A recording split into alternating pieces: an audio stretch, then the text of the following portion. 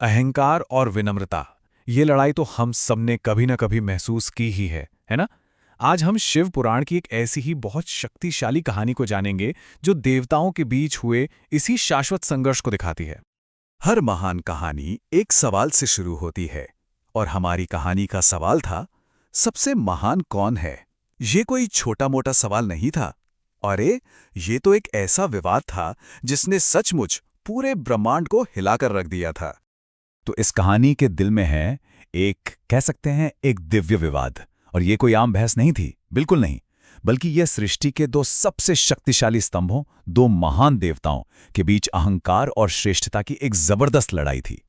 एक तरफ थे ब्रह्मा, वो जिन्होंने पूरी सृष्टि की रचना की।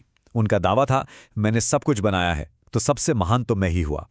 और दूसरी तरफ थे विष्णु, जो इस पूरी सृष्टि को चलाते हैं, उसका पालन करते हैं।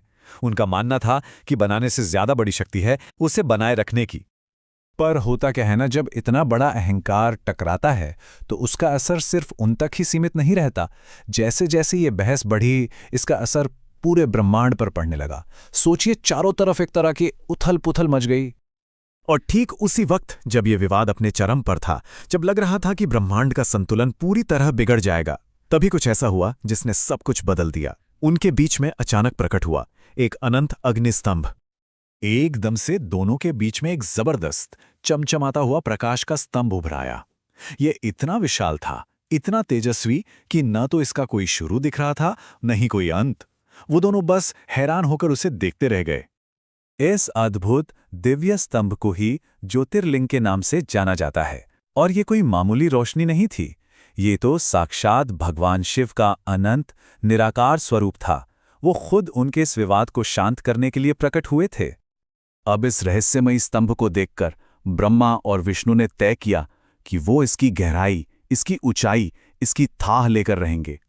और यहीं से शुरू हुई एक ऐसी खोज जो असल में उनके अहंकार की सबसे बड़ी परीक्षा बनने वाली थी। तो ब्रह्मा जी ने क्या किया, उन्होंने एक हंस का रूप लिया और उस स्तंभ की चोटी को खोजने के लिए ऊपर की ओर उड़ चले। और वो उड़ते रहे युगों युगों तक, लेकिन कोई अंत मिला ही नहीं। और ठीक उसी समय विष्णु जी ने एक वराह का रूप धारण किया। वो उस स्तंभ की जड़, उसका आधार खोजने के लिए नीचे की ओर जमीन खोदते गए। वो भी खोदते गए, युग बीत गए, पर उन्हें भी कोई शुरुआत नहीं मिली। सोचिए, अनगिनत साल, अनगिनत युगों के बाद दोनों लौटे, लेकिन हाथ खाली। वो उस स्तंभ का ना तो आदि खोज पाए, ना ही अंत। और शायद उसी पल उन्हें यह एहसास हुआ कि ये जो दिव्य स्तंभ है, ये उनकी शक्ति और उनकी समझ से बहुत बहुत परे है।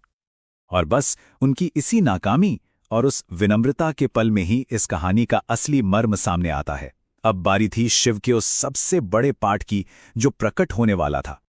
तभी उसी दिव्य स्तंभ से स्वयं भगवान शिव प्रकट हुए और उन्होंने कहा, हे ब्रह्मा, हे विष्णु, तुम दोनों मुझसे ही जन्मे हो। अपने इस अहंकार को छोड़ दो, क्योंकि सच्चे कल्याण का रास्ता वहीं से खुलेगा।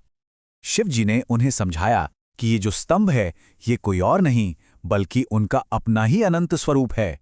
वो परम स्रोत जहां से सब कुछ, मतलब सब कुछ, ब्रह्मा और विष्णु समेत पैदा होता है। इस एक शक्तिशाली घटना ने एक ऐसी विरासत को जन्म दिया जो आज तक चली आ रही है, जिसने पूजा की एक बिल्कुल नई परंपरा की शुरुआत की। हाँ, उसी दिन से शिवलिंगम की पूजा की शुरुआत हुई। ये उस निराकार, उस अनंत शक्ति का प्रतीक बन गया जिसे ब्रह्मा और विष्णु जैसे देवता भी माप नहीं सके थे। तो सवाल ये उठता है कि ये लिंगम आखिर है क्या? इसका प्रतीकाद क्या है? देखिए, सबसे पहले तो ये उस निराकार अनंत परमात्मा का प्रतीक है। और कमाल की बात यह है कि इसी एक प्रतीक में सृष्टि की तीनों बड़ी शक्तियां समाई हुई हैं। ब्रह्मा की सृजन शक्ति, विष्णु की पालन पोषण की शक्ति और आखिर में स्वयं शिव की संहार की शक्ति। तो चलिए एक बार फटाफट इस पूरी कहानी को दोहरा लेते हैं। संघर्ष कहां से शुरू हुआ? अहंकार से। बीच में कौन आया? शिव, एक ज्योतिर्लिंग के रूप में। फिर हुई एक परीक्षा जिसमें ब्रह्मा और विष्णु दोनों ही नाकाम रहे। सबक क्या मिला? अहंकार को छोड़ने का। और इस सब की विरासत क्या बनी? शिवलिंगम की पूजा की परंपरा। तो इस पूरी कहानी से सीखने को क्या मिलता है? पहली और सबसे जरूरी बात, अभिमान या अहंकार हमेशा असंतुलन पैदा करता है। दूसरी बात, वो जो दिव्य शक्ति है वो अनंत है, उसे मापा नहीं जा सकता।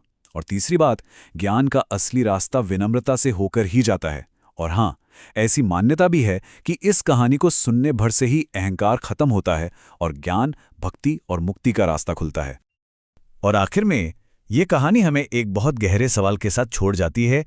जब अहंकार पिघल जाता है, खत्म हो जाता है, तो होता क्या है? सोचिए, ये सवाल सिर्फ ब्रह्मा और विष्णु के लिए नहीं था, ये हम सबके लिए है। इस पे जरूर विचार कीजिएगा।